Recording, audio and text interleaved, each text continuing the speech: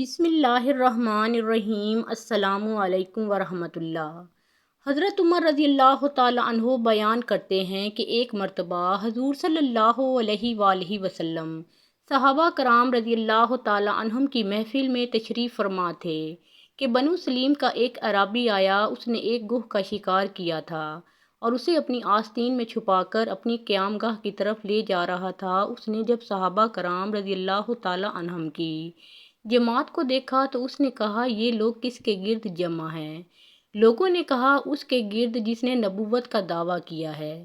وہ لوگوں کے درمیان سے گزرتا ہوا حضور اکرم صلی اللہ علیہ وآلہ وسلم کے سامنے آ کھڑا ہوا اور کہنے لگا، اے محمد صلی اللہ علیہ وآلہ وسلم، کسی عورت کا بیٹا تم سے بڑھ کر جھوٹا اور مجھے ناپسند نہیں ہوگا۔ اگر مجھے اس بات کا ڈر نہ ہوتا کہ میری قوم مجھے جلد باز کہے گی تو تمہیں قتل کرنے میں جلدی کرتا اور تمہارے قتل سے تمام لوگوں کو خوش کرتا۔ حضرت عمر فاروق رضی اللہ تعالیٰ عنہ نے حضور اکرم صلی اللہ علیہ وآلہ وسلم سے عرض کیا، یا رسول اللہ صلی اللہ علیہ وآلہ وسلم، مجھے اجازت دیں کہ میں اس گستاخ کو قتل کر دوں۔ آپ صلی اللہ علیہ وآلہ وسلم نے فرمایا، اے عمر، کیا تم جانتے نہیں کہ حلیم و بردبار آدمی ہی نبوت کے لائق ہوتا ہے؟ وہ اعرابی رسول اکرم صلی اللہ علیہ وآلہ وسلم کی طرف متوجہ ہوا اور کہنے لگا، مجھے لات و عزیٰ کی قسم، میں تم پر ایمان نہیں رکھتا۔ حضور اکرم صلی اللہ علیہ وآلہ وسلم نے اس سے پوچھا، اے اعرابی، کس چیز نے تمہیں اس بات پر ابھارا ہے کہ تم میری مجلس کی تکریم کو بالائے طاق رکھ کر ناحق گفتگو کرو؟ اس نے بے ادبی سے رسول اکرم صلی اللہ علیہ وآلہ وسلم سے کہا، کیا آپ بھی میرے ساتھ ایسے ہی گفتگو کریں گے؟ اور کہا، مجھے لات و عزیٰ کی قسم، میں آپ صلی اللہ علیہ وآلہ وسلم پر اس وقت تک ایمان نہیں لاؤں گا جب تک یہ گوہ آپ صلی اللہ علیہ وآلہ وسلم پر ایمان نہیں لاتی۔ اس کے ساتھ ہی اس نے اپنی آستین سے گوہ نکال کر حضور اکرم صلی اللہ علیہ وآلہ وسلم کے سامنے پھینک دی اور کہا، اگر یہ گوہ آپ پر ایمان لے آئے تو میں بھی آپ پر ایمان لے آؤں گا۔ پس رسول اکرم صلی اللہ علیہ وآلہ وسلم نے فرمایا، اے گوہ کلام کر۔ پس گوہ نے ایسی واضح اور فصیح عربی میں کلام کیا کہ جسے تمام لوگوں نے سمجھا۔ اس گوہ نے عرض کیا، اے دو جہانوں کے رب کے رسول، میں آپ صلی اللہ علیہ وآلہ وسلم کی خدمت میں حاضر ہوں۔ حضور نبی اکرم صلی اللہ علیہ وآلہ وسلم نے اس سے پوچھا، تم کس کی عبادت کرتی ہو؟ اس نے عرض کیا، میں اس کی عبادت کرتی ہوں جس کا عرش آسمانوں میں ہے، زمین پر جس کی حکمرانی ہے اور سمندر پر جس کا قبضہ ہے، جنت میں جس کی رحمت ہے اور دوزخ میں جس کا عذاب ہے۔ آپ صلی اللہ علیہ وآلہ وسلم نے پھر پوچھا، اے گوہ، میں کون ہوں؟ اس نے عرض کیا، آپ صلی اللہ علیہ وآلہ وسلم دو جہانوں کے رب کے رسول اور خاتم الانبیاء ہیں۔ جس نے آپ صلی اللہ علیہ وآلہ وسلم کی تصدیق کی وہ فلاح پا گیا، اور جس نے آپ کو جھٹلایا وہ ذلیل و خوار ہو گیا۔ اعرابی یہ دیکھ کر بول اٹھا، میں گواہی دیتا ہوں کہ اللہ کے سوا کوئی معبود نہیں، اور بے شک آپ صلی اللہ علیہ وآلہ وسلم اللہ کے سچے رسول ہیں۔ جب میں آپ صلی اللہ علیہ وآلہ وسلم کے پاس آیا تھا تو روئے زمین پر آپ سے بڑھ کر کوئی شخص مجھے ناپسند نہ تھا، اور باخدا اس وقت آپ صلی اللہ علیہ وآلہ وسلم مجھے اپنی جان اور اولاد سے بھی بڑھ کر محبوب ہیں۔ میرے جسم کا ہر بال اور ہر رونگٹا میرا عیاں و نہاں اور میرا ظاہر و باطن آپ صلی اللہ علیہ وآلہ وسلم پر ایمان لا چکا ہے۔ حضور نبی کریم صلی اللہ علیہ وآلہ وسلم نے فرمایا، اس اللہ وحدہ لا شریک کے لیے ہی ہر تعریف ہے جس نے تجھے اس دین کی طرف ہدایت دی، جو ہمیشہ غالب رہے گا اور کبھی مغلوب نہیں ہوگا۔ اس دین کو اللہ تعالیٰ صرف نماز کے ساتھ قبول کرتا ہے، اور نماز قرآن پڑھنے سے ہی قبول ہوتی ہے۔ پھر حضور نبی کریم صلی اللہ علیہ وآلہ وسلم نے اسے سورہ فاتحہ اور سورہ اخلاص سکھائیں۔ وہ عرض گزار ہوا، یا رسول اللہ صلی اللہ علیہ وآلہ وسلم، میں نے اس سے حسین کلام کبھی نہیں سنا۔ حضور اکرم صلی اللہ علیہ وآلہ وسلم نے اس سے فرمایا، یہ اللہ تبارک و تعالیٰ کا کلام ہے، شاعری نہیں۔ جب تم نے سورہ اخلاص کو ایک مرتبہ پڑھ لیا تو گویا تم نے ایک تہائی قرآن پڑھنے کا ثواب پا لیا، اور اگر اسے دو مرتبہ پڑھا تو دیکھو کہ تم نے دو تہائی قرآن پڑھنے کا ثواب پا لیا، اور تم نے اسے 3 مرتبہ پڑھ لیا تو گویا تم نے پورے قرآن کا ثواب پا لیا۔ پھر عرابی نے کہا، ہمارا معبود تمام معبودوں سے بہتر ہے جو تھوڑے عمل کو قبول فرماتا ہے اور بے حد و حساب عطا فرماتا ہے۔ پھر حضور نبی اکرم صلی اللہ علیہ وآلہ وسلم نے صحابہ کرام رضی اللہ تعالی عنہم سے فرمایا، اس عرابی کی کچھ مدد کرو۔ صحابہ کرام رضی اللہ تعالی عنہم نے اسے اتنا دیا کہ اسے کثرت مال کی وجہ سے بے نیاز کر دیا۔ حضرت عبد الرحمن بن عوف رضی اللہ تعالی عنہ کھڑے ہوئے اور عرض کیا، یا رسول اللہ صلی اللہ علیہ وآلہ وسلم، میں انہیں ایک اونٹنی دے کر قرب الہی حاصل کرنا چاہتا ہوں۔ یہ فارسی نسل اونٹنی سے چھوٹی اور عربی نسل اونٹوں سے تھوڑی بڑی ہے اور یہ 10 ماہ کی حاملہ ہے۔ حضور اکرم صلی اللہ علیہ وآلہ وسلم نے فرمایا، تم جو اونٹنی اسے دو گے اس کی تم نے صفات بیان کر دی ہیں۔ اب میں تمہارے لیے اس اونٹنی کی صفات بیان کرتا ہوں جو اللہ تعالیٰ تمہیں اس کی جزا میں عطا فرمائے گا۔ انہوں نے عرض کیا، ہاں ضرور بیان فرمائیے۔ آپ صلی اللہ علیہ وآلہ وسلم نے فرمایا، تمہیں سوراخ دار موتیوں کی اونٹنی ملے گی جس کے پاؤں سبز زمرد کے ہوں گے اور جس کی گردن زرد زبرجد کی ہوگی اور اس پر کجاوا ہوگا جو کہ کریب اور ریشم کا بنا ہوگا۔ وہ پل صراط سے تمہیں بجلی کی طرح گزار دے گی۔ پھر وہ عرابی حضور اکرم صلی اللہ علیہ وآلہ وسلم کی بارگاہ سے باہر نکلا۔ راستے میں اسے 1000 عرابی ملے جو 1000 سواریوں پر سوار تھے اور 1000 تیروں اور 1000 تلواروں سے مسلح تھے۔ اس نے ان سے پوچھا، تم کہاں جا رہے ہو؟ تو انہوں نے کہا، ہم اس سے لڑنے جا رہے ہیں جو کذب بیانی سے کام لیتا ہے اور یہ دعویٰ کرتا ہے کہ وہ نبی ہے۔ اس عرابی نے ان سے کہا، میں گواہی دیتا ہوں کہ اللہ کے سوا کوئی معبود نہیں اور بے شک محمد صلی اللہ علیہ وآلہ وسلم اللہ کے رسول ہیں۔ انہوں نے کہا، تم نے بھی نیا دین اختیار کر لیا ہے؟ اس نے کہا، میں نے نیا دین اختیار نہیں کیا بلکہ دین حق اختیار کیا ہے۔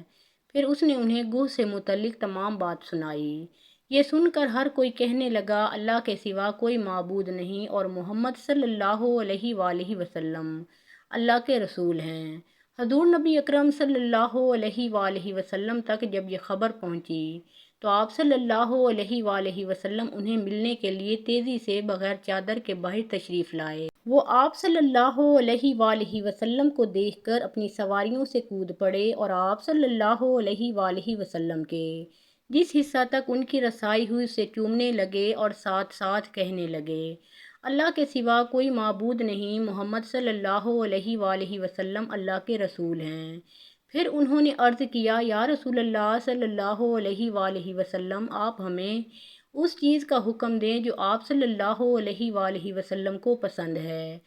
آپ صلی اللہ علیہ وآلہ وسلم نے فرمایا، تم خالد بن ولید رضی اللہ تعالی عنہ کے جھنڈے تلے ہوگے۔ راوی بیان کرتے ہیں کہ سارے عرب میں صرف بنو سلیم ہی کے 1000 لوگ بیک وقت ایمان لائے۔ حضرت عمر رضی اللہ تعالی عنہ سے روایت ہے، وہ فرماتے ہیں کہ ہم حضور صلی اللہ علیہ وآلہ وسلم کی خدمت میں بیٹھے تھے۔ دفعتاً ایک شخص نمودار ہوا، اس کے کپڑے بہت سفید تھے اور بال نہایت سیاہ۔ اس میں سفر کی کوئی علامت نہیں پائی جا رہی تھی اور ہم میں سے کوئی اس کو پہچانتا بھی نہیں تھا۔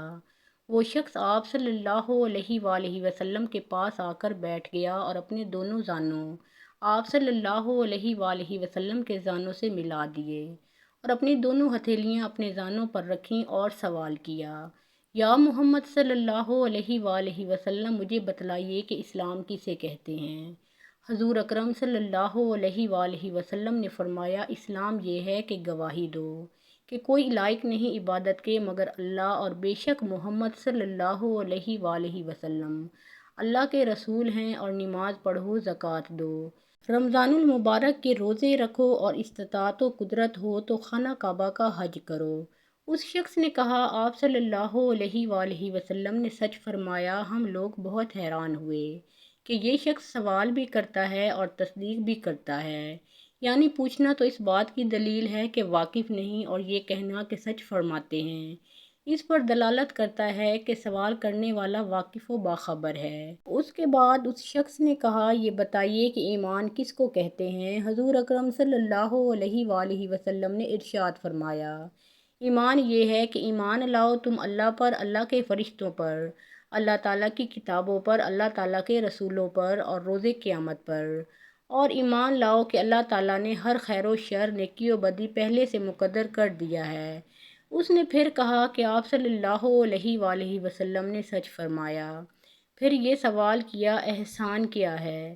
رسول اکرم صلی اللہ علیہ وآلہ وسلم نے ارشاد فرمایا، احسان اس کو کہتے ہیں کہ اللہ کی عبادت کرو اس طرح گویا تم اللہ کو دیکھ رہے ہو، اور اگر ایسا حال نہ ہو تو اس طرح کہ گویا اللہ تم کو دیکھ رہا ہے۔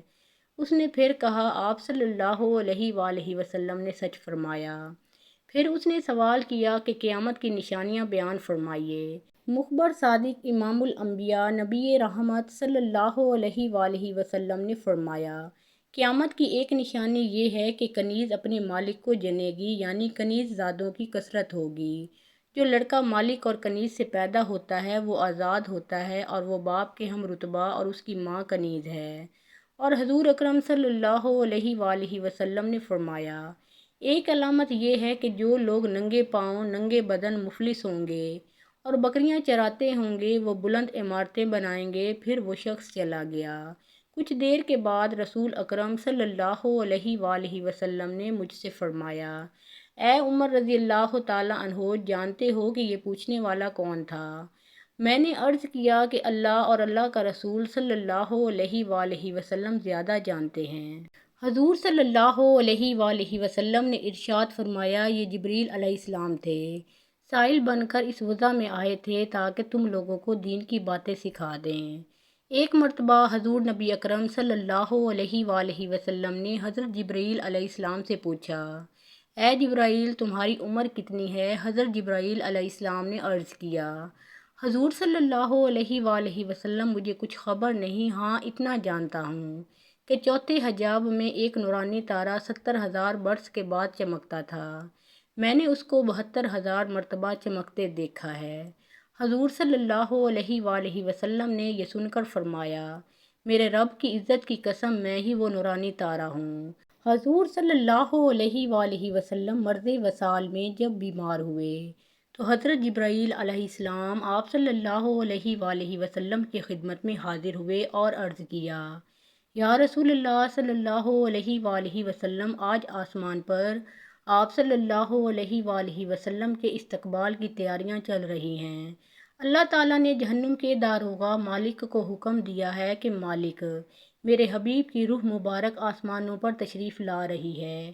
اس اعزاز میں دوزخ کی آگ بجھا دے، اور حوران جنت کو حکم دیا کہ تم سب اپنی تزئین و آراستگی کرو، اور سب فرشتوں کو حکم دیا کہ تعظیم روح مصطفیٰ صلی اللہ علیہ وآلہ وسلم کے لیے سب صف بصف کھڑے ہو جائیں، اور مجھے حکم دیا کہ میں آپ صلی اللہ علیہ وآلہ وسلم کی خدمت میں حاضر ہو کر آپ صلی اللہ علیہ وآلہ وسلم کو بشارت دوں کہ تمام انبیاء علیہ السلام اور ان کی امتوں پر جنت حرام ہے، جب تک آپ صلی اللہ علیہ وآلہ وسلم اور آپ صلی اللہ علیہ وآلہ وسلم کی امت جنت میں داخل نہ ہو جائے۔ اور کل قیامت کے روز اللہ تعالیٰ آپ صلی اللہ علیہ وآلہ وسلم کی امت پر آپ صلی اللہ علیہ وآلہ وسلم کے طفیل اس قدر بخشش اور مغفرت کی بارش فرمائے گا کہ آپ صلی اللہ علیہ وآلہ وسلم راضی ہو جائیں گے۔ ایک دن حضور صلی اللہ علیہ وآلہ وسلم نے حضرت جبرائیل علیہ السلام سے پوچھا، اے جبرائیل علیہ السلام، کبھی تمہیں آسمان سے مشقت کے ساتھ بڑی جلدی اور فوراً بھی زمین پر اترنا پڑا ہے؟ حضرت جبرائیل علیہ السلام نے جواب دیا، یا رسول اللہ صلی اللہ علیہ وآلہ وسلم، 4 مرتبہ ایسا ہوا ہے کہ مجھے فی الفور بڑی سرعت کے ساتھ فوراً زمین پر اترنا پڑا ہے۔ حضور صلی اللہ علیہ وآلہ وسلم نے حضرت جبرائیل علیہ السلام سے پوچھا، کس کس موقع پر؟ تو حضرت جبرائیل علیہ السلام نے عرض کی، یا رسول اللہ صلی اللہ علیہ وآلہ وسلم، پہلی مرتبہ جب حضرت ابراہیم علیہ السلام کو آگ میں ڈالا گیا تو میں اس وقت عرش الہی کے نیچے مقام سدرۃ المنتہا پر تھا۔ مجھے حکم ہوا کہ جبرائیل، میرے خلیل کے آگ میں پہنچنے سے پہلے فوراً میرے خلیل کے پاس پہنچو۔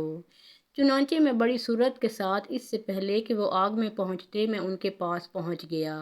دوسری بار جب حضرت اسماعیل علیہ السلام کی گردن مبارک پر حضرت ابراہیم علیہ السلام نے اللہ کی طرف سے آزمائے جانے کے موقع پر انہیں ذبح کرنے کی خاطر چھری رکھی ہوئی تھی، تو مجھے حکم ہوا کہ چھری چلنے سے پہلے ہی زمین پر پہنچوں اور چھری کو الٹا کر دوں۔ چنانچہ میں چھری چلنے سے پہلے ہی زمین پر پہنچ گیا اور چھری کو چلنے نہ دیا۔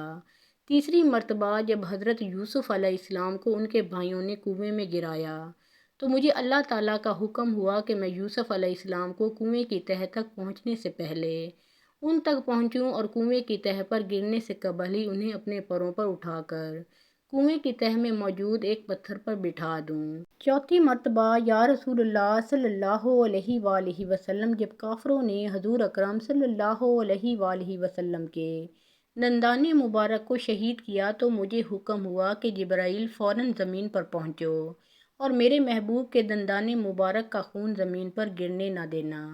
زمین پر گرنے سے پہلے ہی وہ خون اپنے ہاتھوں پر لے لوں اور اے جبرائیل، اگر میرے محبوب کا خون زمین پر گر گیا تو قیامت تک زمین سے نہ کوئی سبزی اگے گی نہ کوئی درخت اگے گا۔ چنانچہ میں بڑی سرعت کے ساتھ زمین پر پہنچا اور حضور اکرم صلی اللہ علیہ وآلہ وسلم کے خون مبارک کو ہاتھوں پر لے کر ہوا میں اڑا دیا۔